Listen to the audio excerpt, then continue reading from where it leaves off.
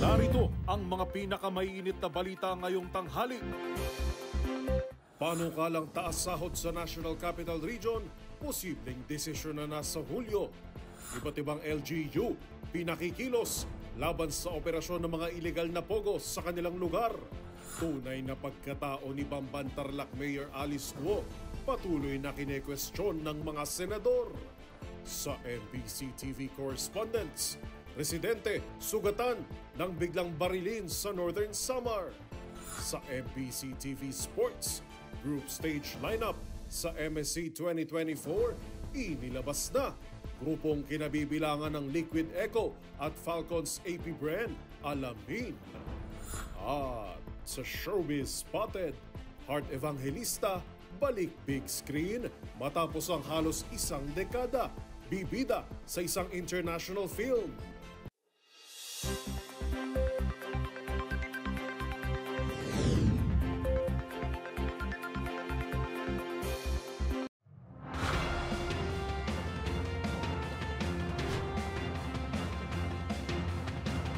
Bawat balita, makabuluhan. Bawat kwento, makapangyarihan. Boses ng Pilipino para sa Pilipino. Live mula sa MBC TV Studio. MBC TV Network News.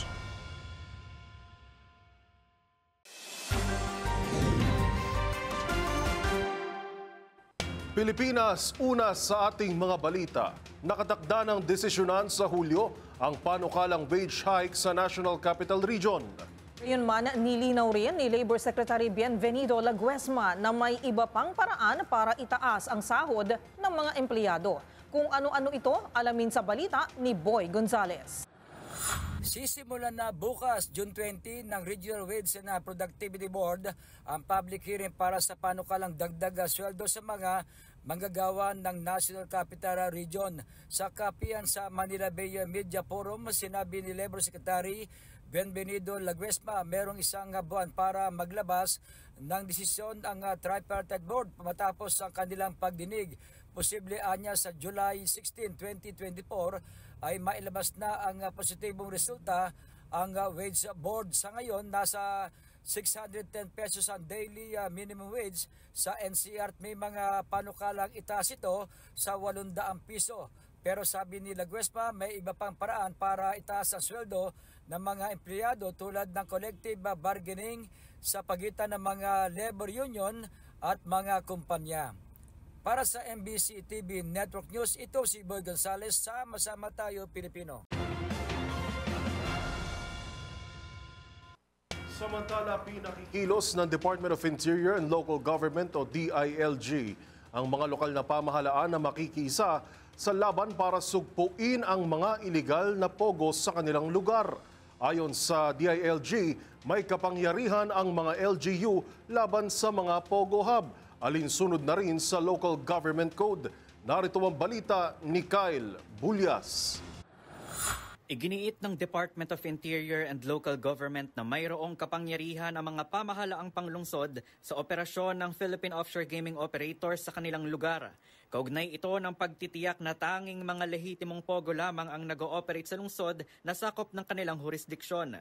Sa panayam ng DZRH, sinabi ni Secretary Benher Abalos na mayroon siyang ipinagawang memorandum circular na magbibigay diin sa mga kapangyarihan ng LGU sa POGO operations alinsunod sa Local Government Code. Meron tayo ilang provision ng Local Government Code, no? At ito nga yung section 444 at 455, no? Na kung saan meron tayong mga ini-issue mga lisensya, permit, no?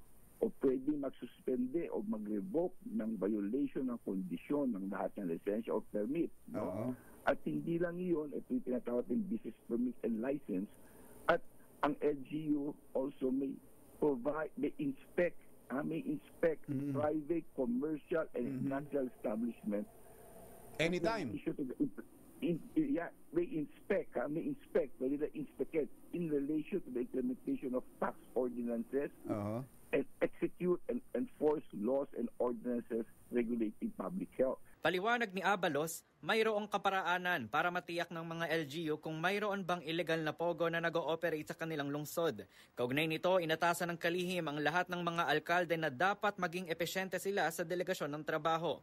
Gayon din, pinaiigting ng kalihim ang intelligence operations ng Philippine National Police upang matiyak na walang makalulusot na mga illegal na pogo na sangkot sa iba't ibang mga krimen. Sabi ni Abalos, dahil sa mga kapangyarihan ng LGU base sa probisyong nakalahad sa Local Government Code, may pananagutan rin ng LGU kasama ang PNP sakaling mapag-alamang may illegal pogo hub sa kanilang lugar. Para sa MBC TV Network News, ito si Kyle Bulias. Sama-sama tayo, Pilipino.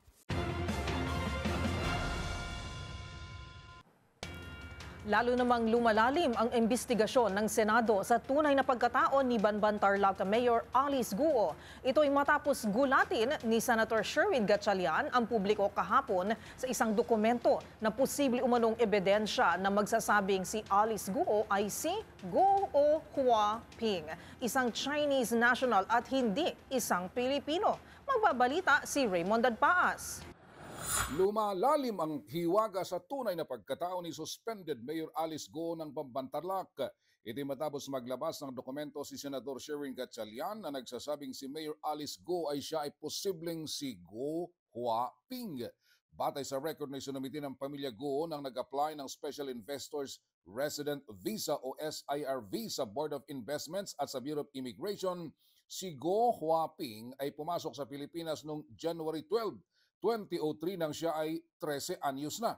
Ang kanyang totoong birth date ay August 31, 1990 at ang nakarehistrong kanyang ina sa SRIV ay si Lin Wen Yi.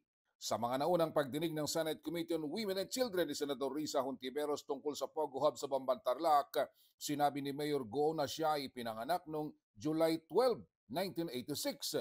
Siya umunoy pinanganak at lumaki sa isang farm sa Tarlac City at nag-homeschooling kaya't hindi pumasok bilang estudyante sa isang eskwelahan. Inilabas ni Senador Gatchalian ang mga dokumento galing sa BOI at BI sa araw na nagsumite ng sulat ang mga abogado ni Guo sa Malacanang.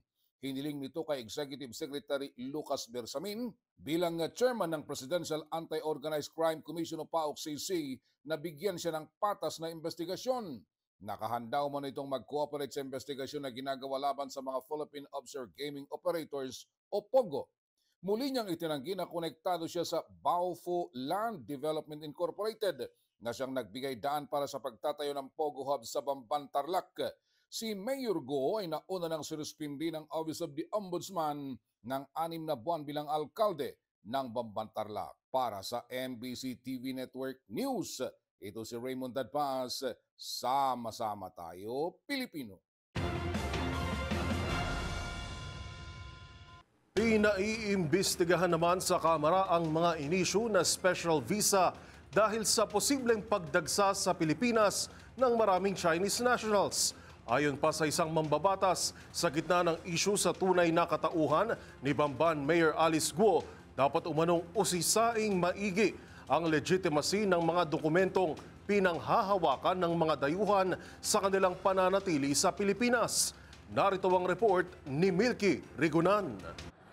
Iimbestigahan sa Kamara ang pag-i-issue ng iba't ibang visa na posibleng dahilan ng pagdagsa ng maraming Chinese nationals dito sa Pilipinas. Ang matinukoy ni House Deputy Majority Leader at ACT-CIS Party List Representative Erwin Tulfo ay ang Special Resident Retirees Visa, Special Investors Resident Visa at ang Late Registration of Birth.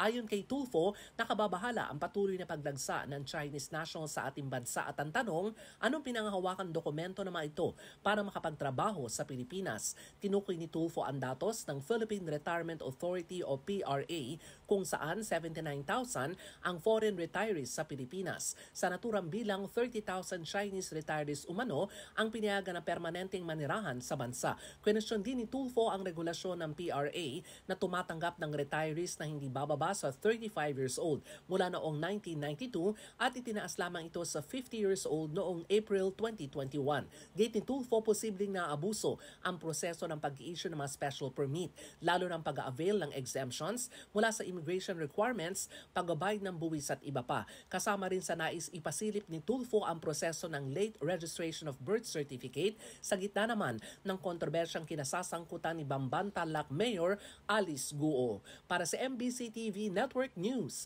ako si Milk Regunan. Sama-sama tayo, Pilipino. Binanata ng China ang Amerika matapos lumabas ang ulat na nagpasimula ito ng umano'y anti-vaccine campaign noong kasagsagan ng COVID-19 pandemic.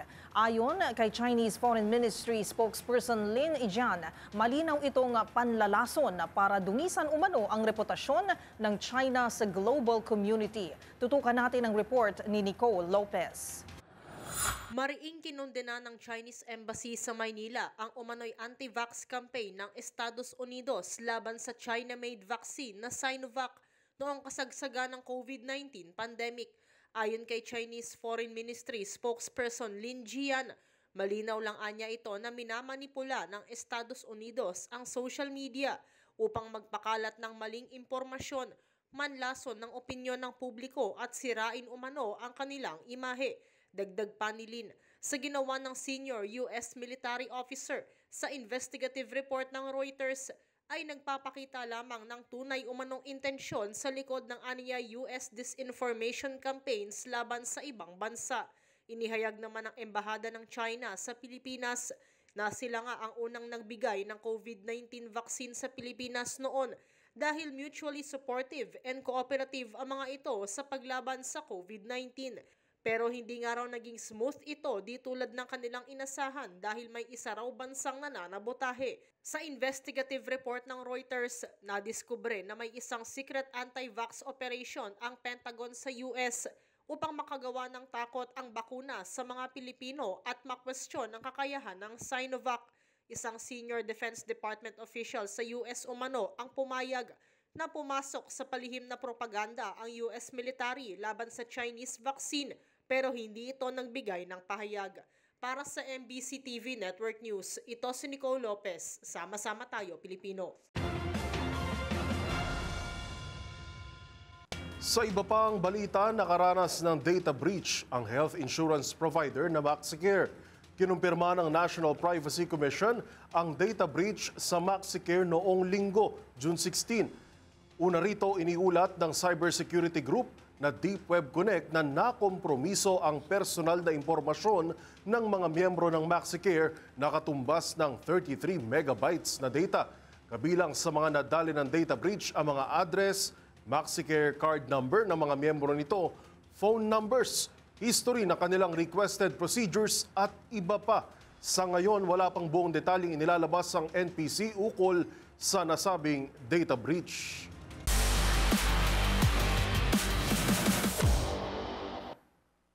Sa mundo ng esports, dahil papalapit ang kauna-unahang Esports World Cup, inilabas na ang opisyal na listahan ng mga team na makakasama sa group stage ng Mid-Season Cup 2024. At syempre, hindi mawawala dyan ang dalawang pambato ng Pilipinas na Liquid Echo at Falcons AP Bren. Kung saan nga ba kabilang ang ating mga representatives, alamin sa report ni Millie Borja. Inilabas na ang opisyal na resulta ng group stage draw para sa Mid-Season Cup 2024. Kabilang ang pangalan ng reigning MPL Philippines champions na Team Liquid Echo sa Group C, kung saan makakasama nito ang Team Spirit at Saudi Arabian organization Twisted Minds. Matatanda ang kamakailan lang, nakuha ng Team Spirit ang roster ng M5 World Champions 4th placer na Dios Vault, kung saan kabilang ang European star na si Matthias Kid Bombach at Zilacos. Habang napasama naman sa Group D ang Falcons AP Bren, kung saan makakaharap nito ang teams na Cloud9, Falcons Esports at China team na Zhanyu Gaming na pinangungunahan ng Pinoy player na si Kel VJ Cruzem at American player na si Michael Mobazane Cosgon. Samantala, narito ang buong listahan ng mga esports team na makakasama at maghaharap sa group stage. Parehong irerepresenta ng Team Liquid Echo at Falcons AP Bren ng Pilipinas sa MSC 2024 matapos makuha ng dalawang esports team ang top 2 spots sa nagdaang MPL Philippines Season 13. Gaganapin ang nasabing tournament sa kauna-unahang Esports World Cup sa Riyadh, Saudi Arabia mula June 28 hanggang July 14. Para sa MBC TV Network News, ito si Mili Borjas, sama-sama tayo, Pilipino. Narito pa ang mga balitang dapat niyong abangan. Pambansang pabahay para sa Pilipino Bill, pinasesertipikahan bilang urgent. Batas para sa pagpapatayo ng Senior Hayat Elementary School sa Bacoor City, Cavite, niligdaan na ni PBBM. Sa MBC TV Sports, Alas Pilipinas Women, naghahanda na para sa FIBA Volleyball Women's Challenger Cup. At sa Showbiz Spotted, Heart Evangelista balik big screen matapos ang halos isang dekada, aktres, bibida sa international film. Lahat ng yan sa pagbabalik ng MBC TV Network News.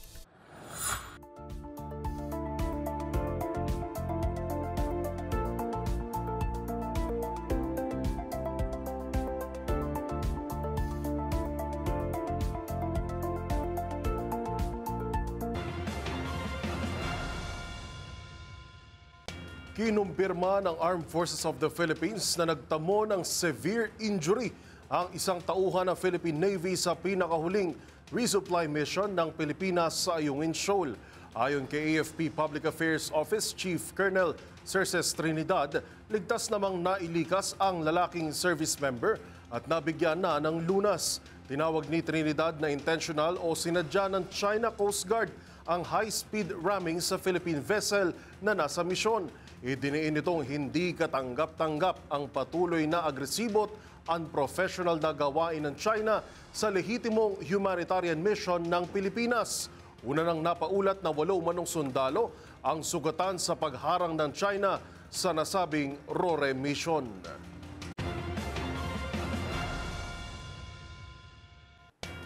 Pinasesertipikahan na bilang urgent ang pambansang pabahay para sa Pilipino Bill. Ito'y upang matiyak daw na magtutuloy-tuloy ang programa, gayon din ang pondo na kinakailangan para sa implementasyon nito. Ang mga detalye alamin sa report ni Let Narciso. Tinalakay sa sectoral meeting sa Malacanang ang programang Pabahay ng Pamahalaan. Nagbigay ng updates ang Department of Human Settlements and Urban Development sa housing projects ng gobyerno habang nagpresenta naman ang NEDA ng assessment kabilang ang mga issue at rekomendasyon. Binigyang diin ni Pangulong Ferdinand Marcos Jr. na dapat magtuloy-tuloy ang mga proyekto dahil hindi lang nito tutugunan ang kakulangan sa tirahan kundi magpapalakas rin ng ekonomiya. Hiniling naman ng DHSUD sa Pangulo na sertipikahang urgent ang 4PH Bill at mapabilang sa priority legislations na babanggitin ng Presidente sa SONA. Ito'y para daw matiyak ang tuloy-tuloy na implementasyon ng programa at mapaglaanan ng pondo maging ang mga pasilidad gaya ng basketball courts at mga parke sa housing projects.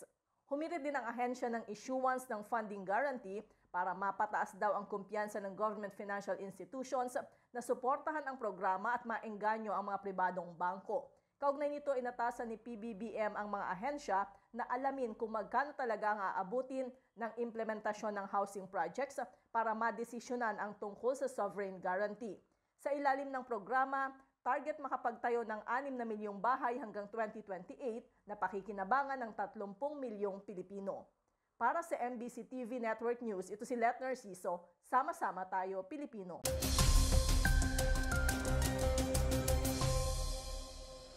Happy Wednesday, Pilipinas! Ngayon po ay nasa kalagitnaan na tayo ng linggo, June 19, 2024. Southwest monsoon o hanging habagat pa rin ang nakakaapekto sa western sections ng Southern Luzon, Visayas at Mindanao. Asahan po ang partly cloudy to cloudy skies na may kasamang isolated rains at localized thunderstorms sa malaking bahagi ng Luzon kabilang na ang Metro Manila. Sa bahagi naman ng Palawan at sa kabuuan ng Mindanao, mararanasan ng bahagyang malamig-lamig na temperatura dahil sa halos maghapong mga pagulan na dulot ng lumalakas na habagat. Samantala, sa nalalabing bahagi ng Luzon at Visayas, magiging makulimlim ang panahon na may tsansa pa rin ng localized thunderstorms, lalo na sa hapon at sa gabi. Ibig sabihin, halos buong bansa ay uulanin ngayong araw kaya palaging magbaon ng payong o anumang proteksyon mula sa ulan. Batay nga sa pagtaya ng Pag-asa, posible lamang umakyat ng 33 degrees Celsius ang maximum temperature dito sa Metro Manila na sinundan naman ng Tagaytay, Tacloban, Zamboanga at Davao na aabot lang din sa 32 degrees Celsius ang sagad na init ngayong tanghali. Pinag-iingat din ng Pag-asa ang ating mga kababayan sa banta ng flash floods at landslides most especially sa Palawan at Zamboanga Peninsula kung saan pinakamalakas ang bugso ngayon ng habagat.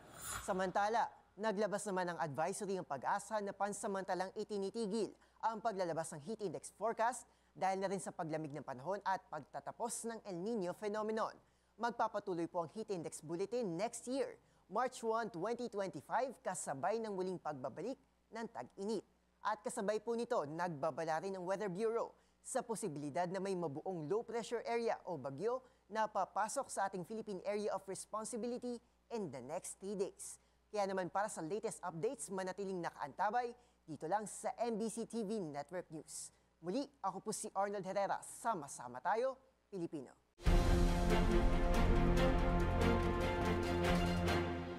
Sa iba pang balita, nauwi sa pagtatalo ang isang clearing operation na isinagawa sa Muñoz, Quezon City. Ang dahilan sa likod ng girian, ihahatid ni Val Gonzales. Umalma ang mga may-ari ng motorsiklo na pinaghuhuli sa nagpapatuloy na clearing operations ng MMDA sa Nueva Ecija Street at Masbate Street malapit sa EDSA Muñoz, Barangay Ramon Magsaysay, Quezon City. Pagpasok pa lamang ng main road patungo ng Nueva Ecija Street ay nakahambalang na sa lugar ang mga ambulant vendor at hilera ng mga motorsiklo at iba pang mga sasakyan na nakaharang sa kalsada. Nakipag-argumento pa kay MMDA Special Operations Group Strike Force Head Gabriel Go ang mga may-ari ng nakaparada sa daan ng mga motorsiklo dahil matagal naman na daw silang nagpaparada sa sidewalk. Pero giit ni Go, tukuyin nila kung sino ang nagbigay ng permiso dahil mismong Barangay Ramon Magsaysay nang humingi ng assistance sa MMDA para malinis ng kahaba ng nabanggit na daan.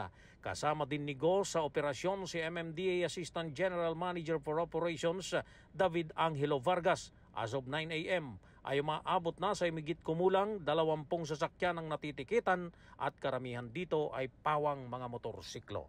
Para sa MBC TV Network News, ako naman Val Gonzales, sama-sama tayo Pilipino. Aminado ang Metro Manila Council ng malaking hamon sa pagsasaayos ng spaghetti wires o salasalabat na kable ng kuryente ang kaakibat nitong power at service interruptions. Ito'y matapos mapagkasundoan ng konseho na isaayos ang mga peligrosong kable na nagdudulot hindi lang ng abala sa kalsada kundi pati na rin ng banta sa kalusugan. Ang mga detalye tutukan sa report ni Edniel Parosa. Mula Martes hanggang sa Hunyo 28, isinasaayos ng Meralco ang salasalabat na linya ng kuryente rito sa Barangay Sumilang sa Pasig City. Pero kasabay naman nito, maaaring maputol pansamantala ang kuryente ng mga residente maging ang kanilang internet connection. Yan ang sitwasyon ni Nanay Emma Sanchez, nakatira sa East Santos Street na naputulan umano ng internet habang nagkukumpuni ng spaghetti wires ang Meralco. Natatangi si Nanay Emma na nawala ng internet sa magkakapitbahay dahil siya lang ang ilan sa mga customer na Globe ang koneksyon habang ng iba ay nakakonekta sa PLDT. Mula kahapon hanggang ngayon wala kay internet? Wala pa po eh. Tapos walang advice kung hanggang kailan? Wala po. Kahit sa Sky meron, mga nagbabantay yung mga service truck nila para in case na may mga naputol na wire nila. Ganun. Kaya awa ng Diyos sa amin, hindi naman kami naputulan. Inanunsyo ng Metro Manila Council na magpapasa ang bawat lokal na pamahalaan ng ordinansa para maisaayos ang dangling wires na banta hindi lamang sa trapiko, kundi maging sa buhay ng mga residente at motorista. Huwag na natin hintayin yung panahon na merong pang mamatay dahil dyan. Pero aminado si MMDA Chairman Attorney Don Artes na hamon sa kanilang maaring power at service interruptions na dulot ng nasabing clearing. Plano rin umano ng MMC na magsagawa ng information drive at scheduling ng mga isasaayos na spaghetti wires sa bisa ng MMDA Resolution number 24-16. Para sa MBC TV and Network News, ito si Edniel Parrosa. Sama-sama tayo, Pilipino. Tukoy na ng mga otoridad ang dahilan sa pagkasira ng navigational gate sa pagitan ng Malabon at Navotas River. Sa investigasyon ng Metropolitan Manila Development Authority o MMDA, lumalabas na may barkong pilit idinaan sa kasagsagan ng low tide dahilan para sumagka ito at mapinsala ang naturang gate. Alamin ang buong ulat sa report sa ulat ni Edwin Duque. Matapos ang inisyal na investigasyon na sinagawa ng MMDA na isinamiti naman sa Malabon del Dios, ito ay kaugnay sa pagkakasira ng navigation gate sa pagitan ng Malabon at Taputas River. Natukoy na ng MMDA ang dahilan ng pagkakasira nito na labis na ikinatakot ng mga residente sa Dampalit at Arellano Strait na malapit lamang sa lugar. Ito'y lumikha ng takot kung magkakaroon man ng high tide at malakas na pagulan dahil hindi maitataas yung gate na magsisilbing kontrol ng tubig mula naman sa Manila Bay at maglalabas naman tubig papunta ng Manila Bay mula sa Camanaba kapag malakas ang ulan. Patuloy ang panawagan ni Mayor Jenny Sandoval na maging mahinahon dahil gumagawa na raw ng paraan ng MMDA at ng LGUs na mapabilis ang paggawa nito. Una na nagpayag ang alkalde kamakailan na nakanda sila sa anumang kaganapan na ilikas at ilagay sa ligtas na lugar ang mga aabutan ng malakas na pagulan at high tide ng mga residente. Sa pinalabas na video ng mga residente sa lugar, nakitang ipinilit na idaan ang nasirang barkong pangisda dahil low tide kaya tinamaan ang navigation gate. Ito na umano ang pangalawang pagkakataon na nagkaproblema ang naturang navigation gate. Noong una ay binutas na nagdulot ng mga pagbaha at ngayon naman ay pinilit na idaan ang barko na gwardyado pa ng Coast Guard. Inaalam pa kung kanino ang nasirang barko na hila-hila pa ng idaan sa naturang lugar. Para sa BCTV Network News, ako si Edwin Duque, sama-sama tayo Pilipino.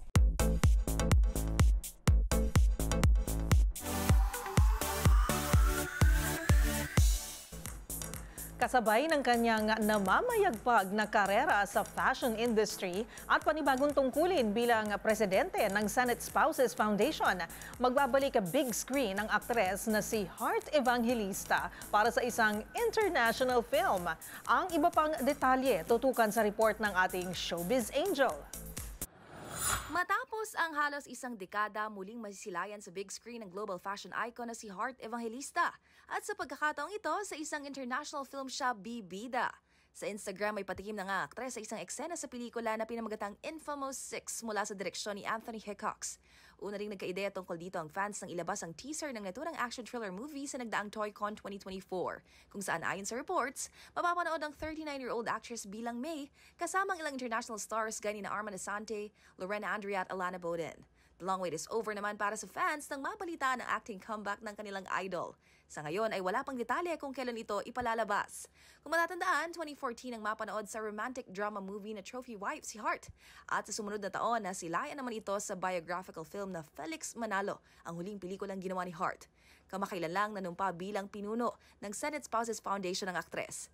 Sa ngayon, nasa France si Heart para sa Paris Fashion Week Menswear Spring-Summer 2025.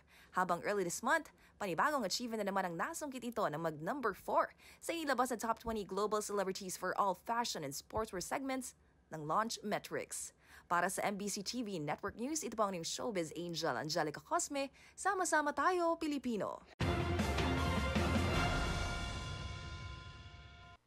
Narito pa ang mga balitang dapat niyong abangan. Batas para sa pagpapatayo ng Senior Hayat Elementary School sa Bacoor City, Cavite, nilagdaan na ni PBBM. Sa MBC TV Correspondents, residente sugatan ng biglang barilin sa Northern Samar. Sa Experts Opinion, tips para pataasin ang productivity sa work-from-home setup, alamin.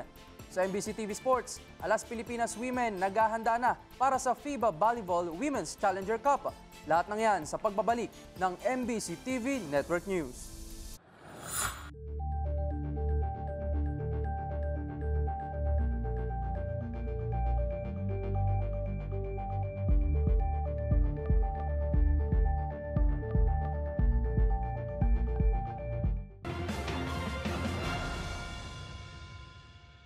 Nilagdaan na ni Pangulong Bongbong Marcos ang batas para sa pagpapatayo ng senior at elementary school sa Bacoor sa Cavite. Ang buong detalye alamin sa balita ni Rose Babiera. Pinirmahan na ni Pangulong Bongbong Marcos ang Republic Act No. 12007 at 12008 na naglalayong magtayo ng mga bagong paaralan sa Bacoor City, Cavite. Ayon sa Malacanang, inaprubahan ng Pangulo ang panukalang batas noong 13 ng Hunyo at ngayoy ganap ng nais sa batas. Batay sa Republic Act No. 12007, itatayo ang Progressive Senior High School sa Progressive Village 3, Barangay Bayanan, habang isang Progressive Elementary School naman ang itatayo sa Barangay Molino 2, sang-ayon sa Republic Act No. 12008. Ang dalawang paaralan ay mapapasailalim sa pamamahala ng Department of Education o DepEd. Agad namang inatasan ng Pangulo ang Vice Presidente at DepEd Secretary na si Sara Duterte na ipabilang na sa programa ng kagawaran ang operasyon ng dalawang bagong paaralan at simulan na ring balangkasin ang implementing rules and regulation nito na inaasahang maisagawa sa loob ng 70 araw matapos itong lagdaan ng Pangulo. Laman ng IRR ang organization, administration at operations and management ng mga paaralang ito.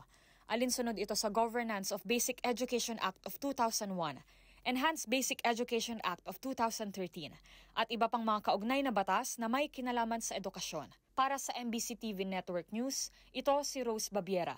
Sama-sama tayo, Pilipino.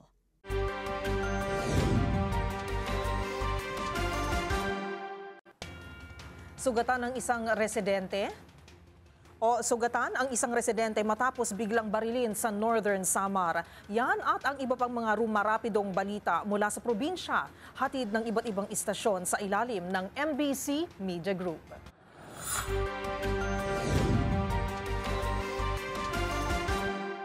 Sugatan naman ang isang residente matapos ang insidente ng pamamaril na naganap naman doon sa bayan ng Pabuhan sa Barangay 1.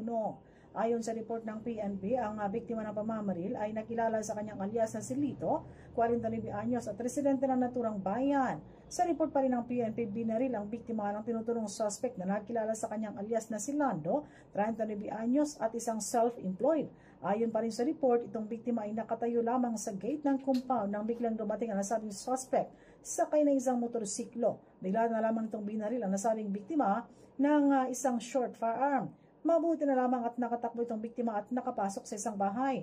Nagtamo ito ng sugat sa tuhod at agad na isinugod sa Pabuhan RHU. Samantala, itong suspect matapos ang pangyayari ay agad na sumuko sa otoridad, ngunit hindi na nakita ang baril na ginamit sa pamamaril. Patuloy ang investigasyon ng otoridad sa posibleng dahilan ng pamamaril kung ito ba ay personal na motibo. Para sa MBC TV Network News, ito si Jane Galit Bantayan. Sama-sama tayo, Pilipino. Balita mula sa lalawigan ng Benguet, nadiskubre ng mga otoridad ang abot sa 2.4 na milyong piso ang halaga ng marijuana sa Kibungan, Benguet.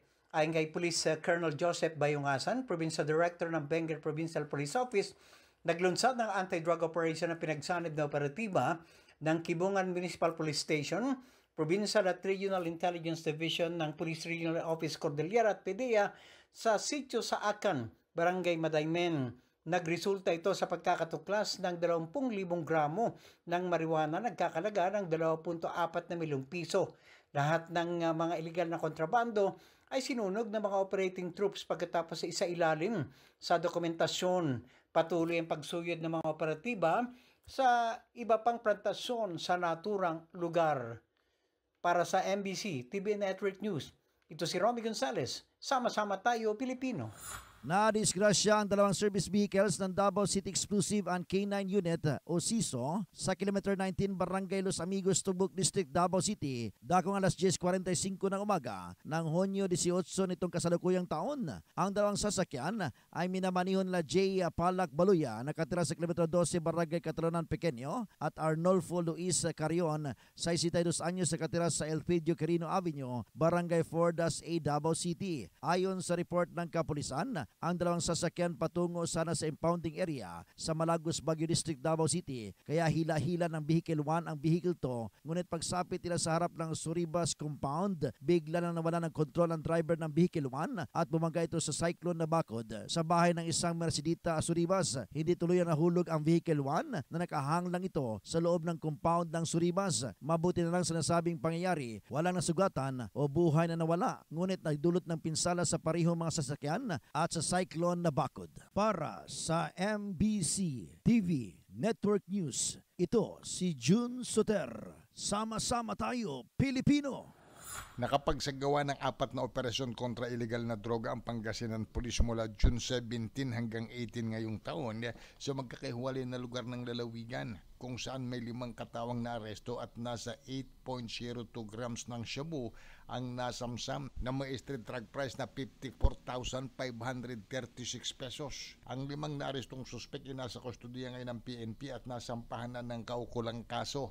Ayon kay PNP Provincial Director Colonel Jeff Fanged, walang humpay ang kanilang ginagawang operasyon laban sa illegal na droga, ganun din sa lahat ng uri ng kriminalidad dito sa Pangasinan. Kayaan niya makakaasa mga Pangasinense ng kapayapaan ng komunidad at ligtas na pamayanan. Para sa MBC TV Network News, ito si Freddy Pajardo. Sama-sama tayo, Pilipino.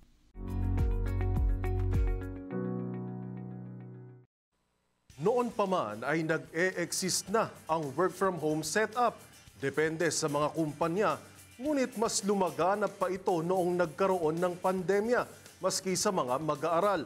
Bagamat less hassle ito, katamaran naman ang kinakaharap ng ilan. Kaya naman narito ang ilan sa mga tips para pataasin pa rin ang productivity sa work from home setup. Panoorin sa expert opinion report ni Rovic Manuel. Tips para pataasin ang productivity sa work from home setup, alamin. Ayon sa pag-aaral ng American Study ng Ergotron, lumalabas na mas nagiging productive raw ang isang tao kapag naka-work from home dahil sa 3 dahilan. Una, dahil mas mahaba ang kanilang working hours dahil hindi na kailangan maglaan ng oras sa pagko-commute. Pangalawa, mas na-maintain ang kanilang work-life balance dahil mas marami ng oras sila sa kanilang mga sarili. Pangatlo, mas mababa na ang stress na nararanasan kumpara sa mga nasa opisina. Pero syempre, hindi naman sa lahat ng oras o pagkakataon ay nasa 100% ang ating energy. Kaya naman heto ang ilang tips para ma-maintain ang productivity sa loob ng ating mga bahay mula sa isang business operations insider. Una, magpahinga. Dahil nasa loob lamang tayo ng bahay, marami sa atin ang nakakaligtaan ng oras at na-overwork ang ating sarili. Payo ng marami, nakatutulong din na sundin ang Pomodoro Technique kung saan kada 25 minutes ng trabaho ay tutumbasan ng 5 minutes na pahinga bago ipagpatuloy ang gawain para manatiling focused. Pangalawa, sumunod sa schedule. Tulad sa opisina, dapat may sinusunod din na working schedule sa loob ng bahay para magkaroon ng sense of structure, boundary at balance sa pagtatrabaho. Pangatlo, maghanda ng to-do list. Makatutulong ito para mas maging organized at matiyak na matatapos ang objectives kada araw at hindi ningaskugon. Panghuli, ang pinakamahirap sa lahat, alisin ang mga distraction. Ilan nga sa mga ito ay ang mga text message, phone calls at paggamit ng social media. Kaya mainam ang paglalagay sa phone into silent mode. At syempre, mapa-on-site o work from home man ang setup mo, saan man tayo ilagay, dapat alam pa rin natin ang mga paraan para maging productive.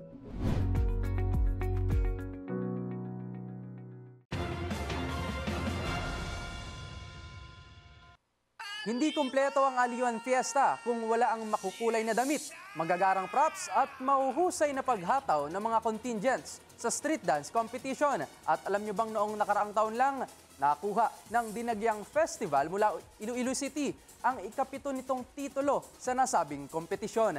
Ang winning moment at naging performance ng Tribu Parianon, sama-sama nating balikan sa report na ito. This year's Best Street Dance Contingent of Aliwan Fiesta, the Festival of Champions, is none other than contingent number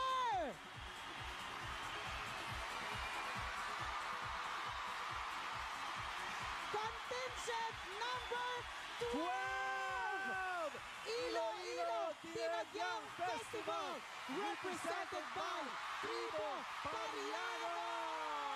Sa higit 2 dekadang pagbibigay kulay at saya ng Aliwan Fiesta, naging tulay rin ito upang makagawa ng kasaysayan ang ilang natatanging pista sa Pilipinas. Kabilang na nga dyan ang Dinagyang Festival, matapos nitong makuha ang ika-7 korona sa Aliwan Fiesta 2023 Street Dance Competition. Ang kahangahangang tagumpay na ito ay ipinamalas ng Tribu Parianon, kung saan sama-samang umindak ang mga mananaya mula Iloilo City sa kalsada ng CCP Complex sa Rojas Boulevard, Pasay City.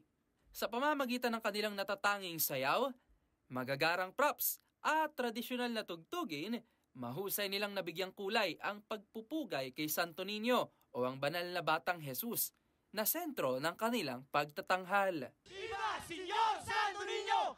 Bilang pagkilala sa kanilang natatanging talento, nakapag-uwi ang Tribo Parianon ng tumataginting na 1.5 million pesos. Taong 2004 nang unang makuha ng Dinagyang Festival ang titulo sa Aliwan Fiesta Street Dance Competition na nasundan noong 2010 ng Tribo Paghidaet na nagtuloy-tuloy pa sa sumunod na 3 taon. Parehong nakuha ng Tribo Panay ang titulo noong 2011 at 2012 at noong 2013 na ipagpatuloy ito ng Tribo Panayanon. Taong 2017 na nang muling mabawi ng Tribo Salognon ang titulo para sa Dinagyang Festival. At noong nakaraang taon nga, muli nitong pinatunayan na nararapat lang silang tanghalin bilang kampiyon sa street dance. Maliban sa Dinagyang Festival, nagpakitang gilas din ang Sinulog Festival ng Cebu City. Matapos maiuwi ang ikalawang parangal, habang pumangatlo naman ang Manggahan Festival sa Guimaras. At sa paparating na Aliwan Fiesta 2024, inaasahan ang mas pinasaya at mas pinakulay na pagdiriwang ng mga piyesta. Kaya naman sama-sama natin niyang tunghayan sa paparating na June 27 hanggang June 29. At yan na muna po ang aking Aliwan Fiesta 2024 report. Ito si Rovic Manuel, sama-sama tayong makiisa, makisaya, dahil ang pistay narito na. Kita-kits po tayo sa Aliwan Fiesta.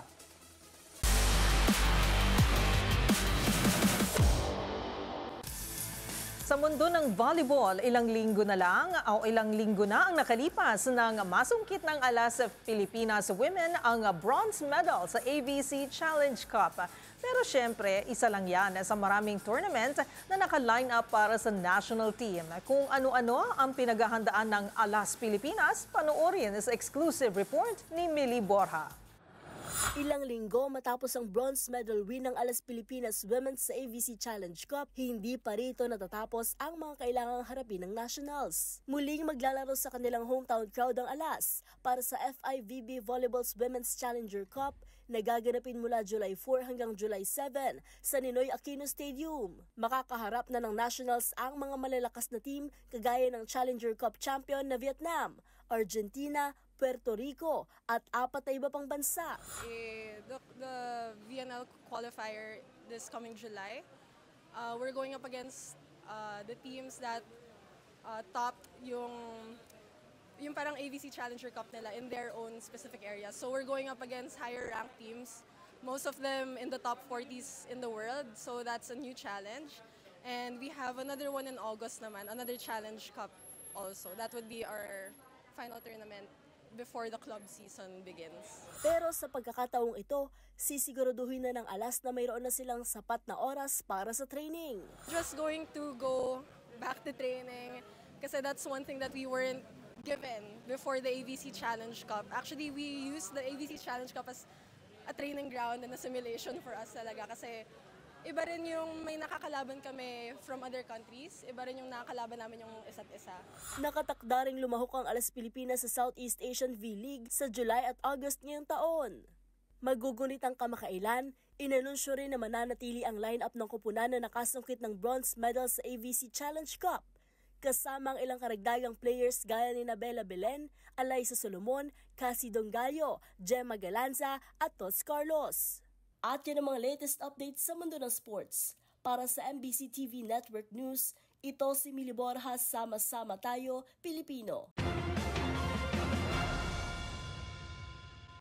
Get well soon sa ating showbiz angel at kay Matchpoint Millie. Siyempre, Miss Kay, ingat din sa ating mga kababayan na parang nakalat na naman ngayon. May sipon, sakit, lagnat. Uso ngayon na Yuel, pati ikaw, ingat din. May konting ubo. At bago nga lang tayo magpaalam, 8 araw na lang, Aliwan Fiesta 2024 na. Matutunghayan na natin ang pasiklaban ng sining at kultura, maging ang ganda, galing at talento ng mga Pilipino. Wow, exciting ano? Kaya naman mula sa iba't ibang panig ng Pilipinas, sama-sama tayong makiisa, makisaya. Dahil ang pistay narito na ang Aliwan Fiesta 2024. Kaya kita-kits po tayo! At yan ang mga nakalap naming balita ngayong araw ng Miyerkules. Ito si Yuel Reyes. At ako naman po si Karen Oyong. Magkita-kita tayong muli bukas, araw ng Huwebes, para sa mga balitang makabuluhan, mga kwentong makapangyarihan. Hatid ang boses ng Pilipino para sa Pilipino. Ito ang MBC TV Network News. Sama-sama tayo, Pilipino.